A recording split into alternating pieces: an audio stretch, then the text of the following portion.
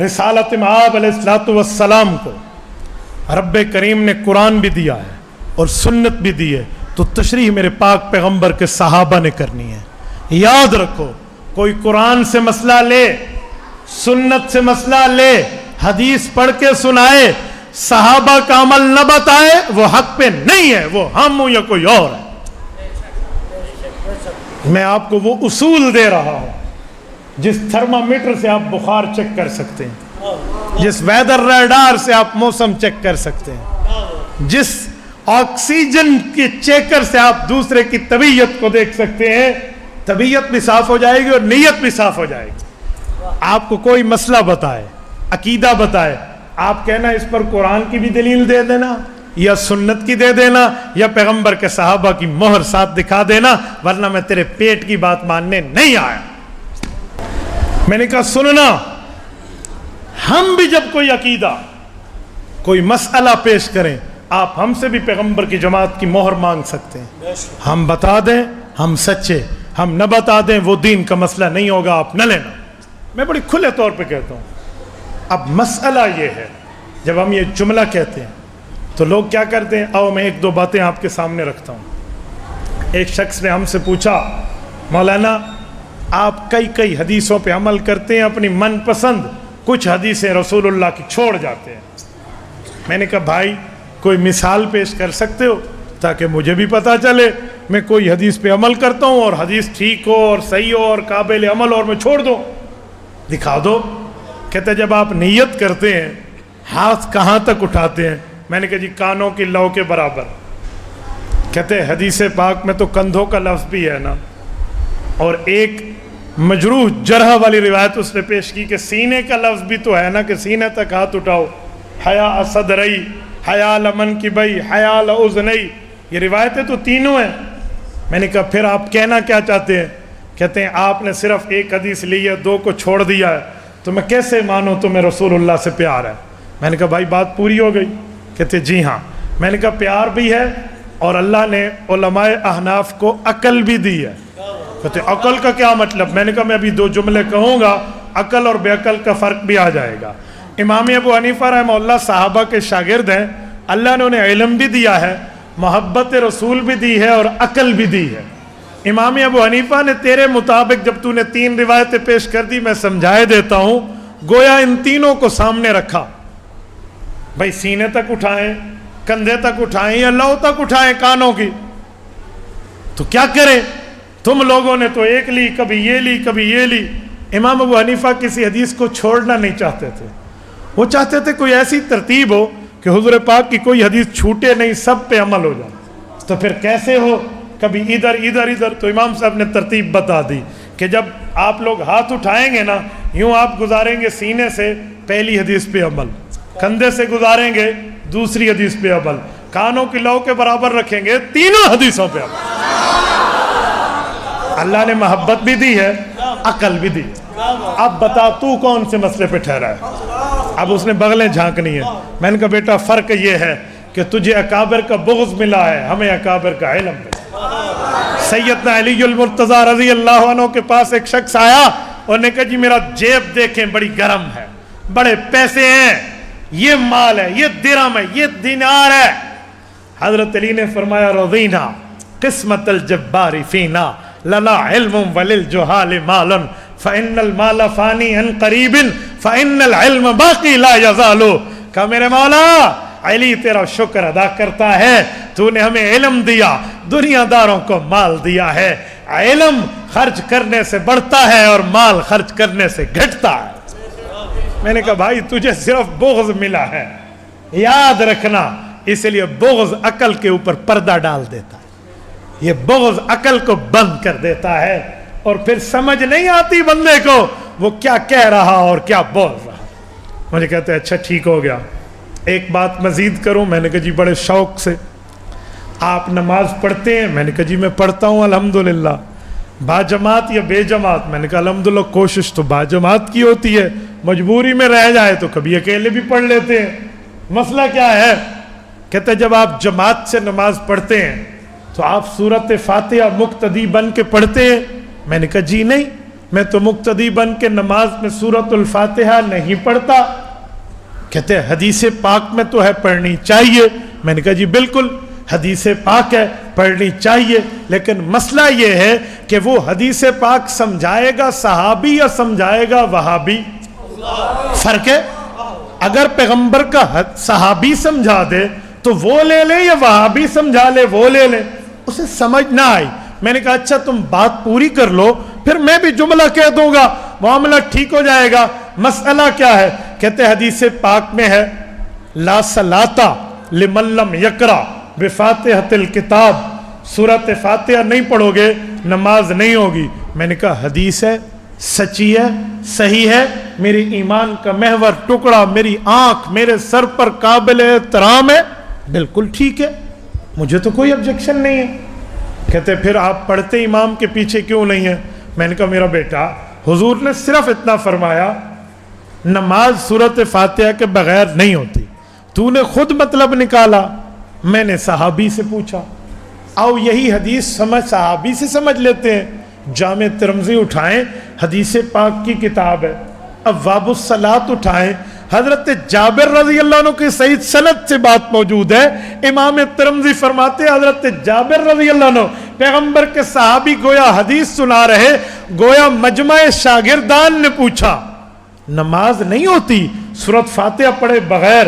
صحابی نے کہا جی ہاں, ہمارے پاک پیغمبر کا فرمان. کہا کیا مطلب؟ فرمایا انما اذا کان وحدہ, یہ اکیلے نمازی کو حکم ہے, مقتدی کو نہیں ہے.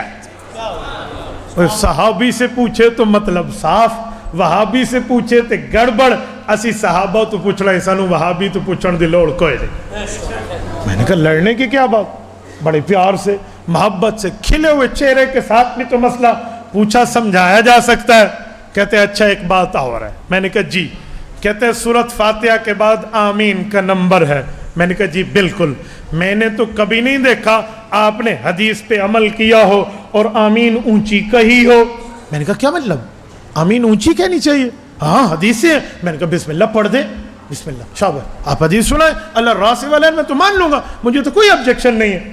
کہتے ہیں حدیث پاک میں جامع ترمذی میں ہے, حضرت وائل ابن حجر رضی اللہ عنہ راوی ہیں, رسول اللہ نے نماز پڑھائی وَمَدَّ بِهَا صَوْتًا فَقَالَ آمین وَمَدَّ بِهَا صَوْتًا, آمین اونچی کہی. میں نے کہا بالکل ٹھیک ہے. اسی کے ساتھ ایک اور حدیث بھی ہے اور یہی صحابی راوی ہیں, وہ فرماتے ہیں فَقَالَ آمین وَخَفَضَ بِهَا صَوْتًا, حضور نے آمین کہی اور آہستہ کہی. کہتے ہیں حدیث یہ بھی ہے. میں نے کہا پھر ایک بات کہوں, جب آہستہ کی بھی حدیث ہے اونچی کی بھی حدیث ہے, میں نے تو تجھے پابند نہیں کیا, تو آہستہ کہہ, تو مجھے کیوں فورس کر رہا ہے میں اونچی کہوں جب مسئلہ دونوں میں حدیث سے ثابت ہے؟ اخلاقاً تو تجھے چپ کر جانا چاہیے تھا, اخلاقی طور پہ تو آبجیکشن بنتا ہی نہیں ہے, اعتراض بنتا ہی نہیں تھا, لیکن تو نے پھر بھی سوال جڑ دیا. مجھے لگتا ہے تجھے علمی ایزی لوڈ کا شوق ہے, چلو میں تیرا شوق گھر تک پہنچائے دیتا ہوں. میرے بھائی یہ تو بتا, حضور پاک نے جب اونچی آمین کہی حضور مقتدی تھے یا امام تھے؟ نہیں سمجھے, نہیں سمجھے, سمجھاتا ہوں. جب حضور نے آمین اونچی کہی نماز میں, مقتدی تھے یا امام تھے؟ کہتے حضور تو کسی کے مقتدی نہیں ہے, حضور تو امام ہے, تو امام نے اونچی کہی. میں نے کہا تو تو مقتدیوں کو کہتا پھر رہا ہے, تو تو مقتدیوں کو چھیڑ رہا ہے, اونچی کہو اونچی کہو اونچی کہو. حضور نے کہی اور خدا کے بندے حق تھا تو امام ہی کو کہہ دیتا, جان چھٹی, تو میرے مقتدیوں کو کیوں پکڑ رہا؟ اچھا ایک جملہ مزید کہوں, کہتے ہیں مجھے کہتے کہوں. میں نے کہا جی بڑے شوق سے. کہتے ہیں ساروں نے اونچی آمین کہی تھی. میں نے کہا یہ اس حدیث میں تو نہیں ہے, بخاری میں. میں نے کہا بسم اللہ, صحیح بخاری شریف آپ پیش فرمائے. کہاں ہے ہم بھی دیکھیں, بڑے بول سے رب بچائے, حضرت موجود ہیں, میں حضرت کے فیض سے عرض کرتا ہوں ہم نے صحیح بخاری پڑھی بھی ہے اور پڑھائی بھی ہے. 100 میں سے 100 نمبر لے کر میں بات کر رہا ہوں. بسم اللہ جملہ پیش کر, مجھے کوئی ڈر نہیں ہے کہ صحیح بخاری سے روایت ڈھونڈنی کیسے ہے. میں ان میں نہیں ہوں کہ میں دور حدیث کے بعد بخاری دیکھوں نہیں, میں تو اپنے تخصص میں اپنے شاگردوں کو انگلیوں پر رٹوائے دیتا ہوں. بسم اللہ پیش کر. کہاں ہے؟ کہتے ہیں امن ابن زبیر ومن معه فان للمسجد لجتا حضرت ابن زبیر پیغمبر کے صحابی آمین کہی اور مسجد میں سب نے آمین کہی اور مسجد میں گونج پیدا ہو گئی. حدیث ہے؟ میں نے کہا بالکل. سچی ہے؟ میں نے کہا سچی ہے. صحیح ہے؟ میں نے کہا صحیح ہے. اجی پھر آپ کیوں نہیں کہتے؟ میں نے کہا ایک منٹ اس حدیث میں دکھا دے کہ نماز میں آمین کہی. پوری حدیث میں نماز کا لفظ نہیں ہے. خدا کے بندے یہ تو دعا والی آمین ہے. میں کہتا ہوں اللہ سب دوستوں کو مدینہ لے جائے. فَإِنَّ لِلْمَسْجِدِ لَجَّةً مسجد گونج اٹھی. نماز کہاں ہے؟ اس میں تو نماز کا لفظ نہیں ہے. میرے بھائی مجھے لگتا ہے جب استاد تیرا یہ حدیث پڑھا رہا تھا تو پیشی کی چھٹی پہ گیا ہوا تھا. ہاں تو نے تو جملہ سمجھا ہی نہیں تھا. آج استاد جی کی تھی ہم بڑا زور دایا کھلوتے ہیں. کوئی اے چکر ہونا ہے. اے خدا کے بندے تو نے صحیح سوچ کے حدیث پاک پڑھی ہوتی تو یوں کہتا. اس حدیث پاک میں تو یہ لفظ نہیں ہے. یا تو نماز کا لفظ تو دکھا دے اور میں اپنی قیمتی گھڑی تمہیں ہدیہ کرنے کے لیے تیار ہوں. پردہ رکھ کے بات کر رہا ہوں. پھر لوگ کہتے ہیں ہمارا دل جلتا ہے. ٹھیک ہے تھوڑی تو ایک ہی کہ اس لیے میں پردہ رکھ رہا ہوں. میں اپنی قیمتی گھڑی تمہیں تحفہ دینے پہ تیار ہوں. تو حضرت عبداللہ ابن زبیر والی حدیث میں نماز کا لفظ دکھا دے. کہتے واقعی نماز تو نہیں ہے. اچھا میں نے کہا ایک بات اور کہوں. کہتے جی ہاں. میں نے کہا اس وقت چھت RCC ہوتی تھی مسجد نبوی کی. کہتے نہیں وہ تو کھجور کی شاخوں کی ہوتی تھی. میں نے کہا کھجور کی شاخوں میں گونج کیسے پیدا ہوتی ہے؟ سوال پوچھ لو. یہ جو مسجد ہے یہ کون سی تھی ذرا یہ بھی بتا لا. یہ بھی تیرے اوپر سوال چھوڑ کے جا رہا ہوں. نمبر 3 اس پر ایک بات مزید کرتا ہوں. میرے بھائی تو کب سے صحابہ کی بات ماننے لگ گیا ہے؟ یہ حضور کی بات تو نہیں ہے تو صحابی کی ہے نا. تو کب سے صحابی ماننے لگ گیا؟ تو کہتے ہیں اہل حدیث کے 2 اصول اطیع اللہ و اطیع الرسول. تو صحابی کہاں سے لایا؟ وہ صحابی ماننا تھا تو ابو بکر صدیق کی بات مان کے عقیدہ حیات النبی مان لیتا. جو ابو بکر صدیق نے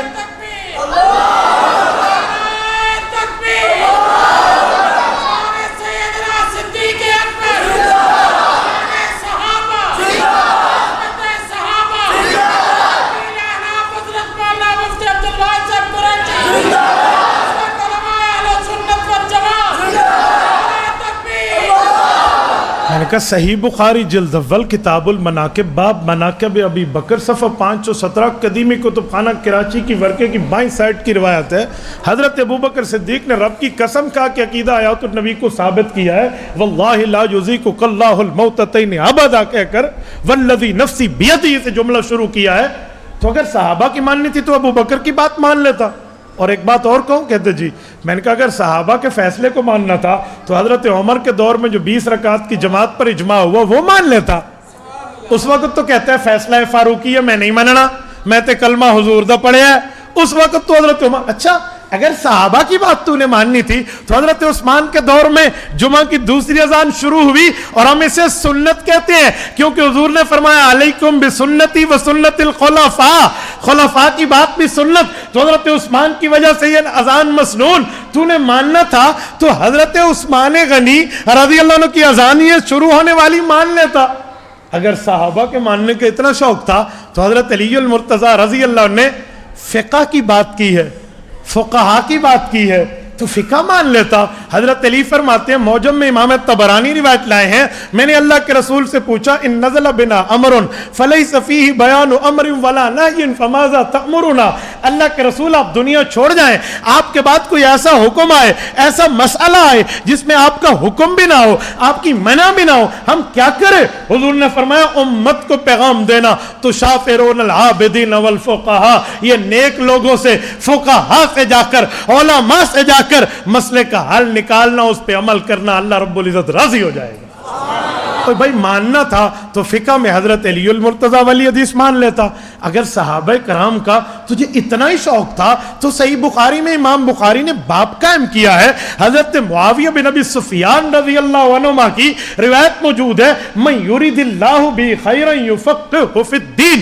فرمایا لوگوں دنیا میں اس آدمی کی زیارت کرنا چاہتے ہو جس آدمی کے ساتھ اللہ نے بھلائی کا خیر کا اچھائی کا معاملہ طے کیا ہے جی جی اللہ کے رسول ہم تو اس شخص کی زیارت کرنا چاہتے ہیں جس کے ساتھ اللہ نے بھلائی کا، اچھائی کا، خیر کا معاملہ طے کر لیا ہے۔ فرمایا یفقہ فی الدین، جو دین کا فقیہ ہو، علم فقہ سکھائے، اللہ کے ساتھ اس کا یہ معاہدہ ہے، اس کی زیارت کر لو۔ امام بخاری تو حدیث دے رہے ہیں اگر تجھے صحابہ کی بات ماننے کا اتنا ہی شوق تھا تو آپ حضرت معاویہ رضی اللہ تعالی عنہ کی بات کو مان لیتے، آپ کو یہ کیوں نظر نہیں آیا؟ اور میرے بھائی اگر آپ کو صحابہ کرام رضی اللہ عنہ اجمعین کی اتنی بات تھی تو آپ اپنے 2 اصولوں کے ساتھ ایک اصول اور بلا دیتے کہ ہم حضور کی بھی مانیں گے، اللہ کی بھی مانیں گے، حضور کی جماعت کی بھی مانیں گے۔ لیکن تو نے حضور کی جماعت والا اصول نہیں رکھا، جہاں اپنا مسئلہ سیدھا کرنا ہو صحابی کی بات ہے، اور جہاں مسئلے میں پھنسے جی نہیں ہم نے کلمہ اللہ کے رسول کا پڑھا ہے، اور 2 رنگی چھوڑ یک رنگ ہو جا، موم یا سراسر سنگ ہو جا۔ 2 باتیں تو نہیں ہوں گی نا، ایک ہی بات ہوگی، اور ایک ہی بات پیش کرنا، ایک بات پیش کرنے سے تیرا معاملہ سارے کا سارا بالکل صاف پاک ہو جاتا، کسی قسم کو کوئی اعتراض نہ رہتا۔ لیکن بھائی تجھے 2 نمبری کی لت پڑ چکی ہے، اس لت سے نکل اور نیت کو صاف کرنا سیکھ۔ نعرہ تکبیر، ختم نبوت، عظمت صحابہ، ہر صحابی نبی۔ یہ میں نے جملہ کیوں کہا؟ صرف اس بات کو سمجھانے کے لیے کہ میرے یہ گھر کے معاملات ہیں، یوں میں گھر ہی سے چلا ہوں، اور اس طرح میرے دوستو میں نے تنقیدی نظر سے علماء دیوبند، علماء احناف کو دیکھا ہے۔ رب کریم نے آج مجھے ہدایت دے کر آپ کے سامنے بٹھایا، اس لیے میرے لیے ایشو نہیں ہے، کوئی پرابلم نہیں ہے، اس پر کوئی گفتگو، کوئی مسئلہ نہیں ہے۔ یقین مانیے اس پر تو ہمارے بچے بھی بات کر لیتے ہیں۔ بیت اللہ میں ٹھہرے تھے نا، تو کسی نے کہا جی ٹانگیں اتنی پھیلاؤ نماز میں۔ ایک بچے نے جو علماء حق کے بیانات سنتا ہے نا، اس نے کہا بابا جی ادھر آ، اتنی ٹانگیں پھیلائیں؟ کہتے جی ہاں۔ تو اس نے کہا امت تو حضور کی ہیں، ملت کس کی ہیں؟ تو وہ بابا جی کہتے ہیں کہ وَاتَّبِعْ مِلَّتَ إِبْرَاهِيمَ حَنِيفًا، ہم ملت تو حضرت ابراہیم کی ہیں۔ انہوں نے کہا مقام ابراہیم بیت اللہ کے آگے ٹھہرا ہے، حضرت ابراہیم کے پاؤں کا فاصلہ دیکھتے ہیں کتنا ہے، یہ نظر نہیں آتا۔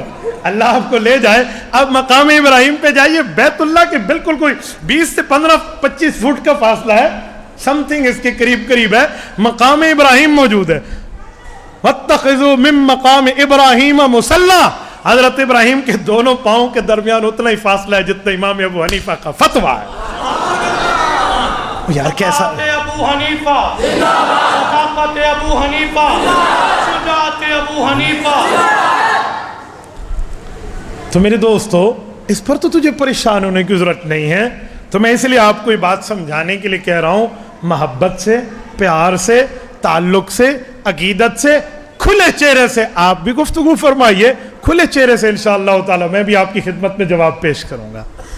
میرے دوستو 4 باتیں، 5ویں بات یہ بات ذہن میں رکھنا کہ قرآن و سنت یہ وہ کتابیں نہیں ہیں جیسے آپ اردو کا ڈائجسٹ اٹھائیں اور پڑھنا شروع کر دیں اور آپ کہیں جی میں اس ڈائجسٹ کا حافظ بن گیا۔ جی نہیں، اگر آپ نے ماہر کے بغیر پڑھا تو آپ حافظ نہیں، اللہ حافظ بن جائیں گے۔ اس لیے حافظ بننا سیکھو، اللہ حافظ نہ بنو۔ یہ ماہرین علماء کرام کو، اولیاء اعظام کو رب کریم نے وہ رتبہ، وہ مرتبہ، وہ درجہ، وہ حیثیت و ویلیو، مقام و مرتبہ دیا ہے، یہ تمہیں قرآن بھی سمجھائیں گے، سنت بھی سمجھائیں گے۔